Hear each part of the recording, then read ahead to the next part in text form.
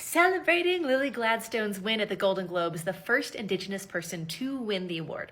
She starts out her speech speaking her native language.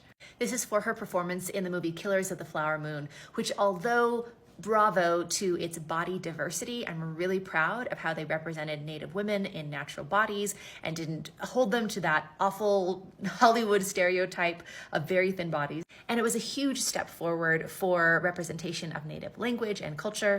I was definitely disappointed that there were so many opportunities to have Native characters be way more developed and to have a lot more speaking lines in the movie, and they just weren't represented in the same way that the white characters were.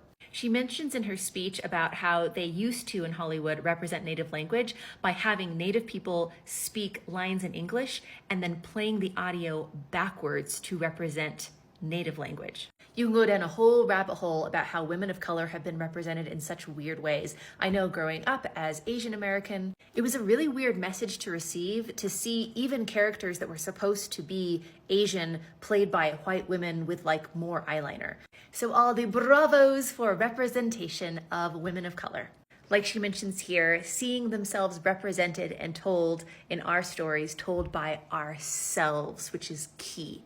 The article goes on to note some other incredible mentions and nominations for the movie Killers of the Flower Moon. I'm really seeing a lot more mention of Native culture and a lot more Native representation in the fashion world, in Hollywood, which is totally awesome, and here's my theory.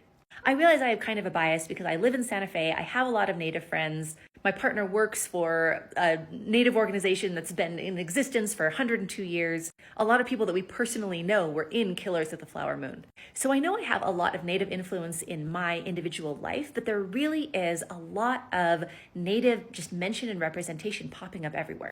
And here's what I think that it is. The more that I learn about Native culture and am immersed in it through friendships in lots of different ways, it really seems like the higher consciousness that the world collectively is moving into is a similar vibration and a feeling to a lot of Native traditions, a lot of Native beliefs. There's a lot of really important principles, like for instance, how matriarchal societies work that we can learn from Native culture. You might have seen my interview with artist Virgil Ortiz, where we talk about that very thing.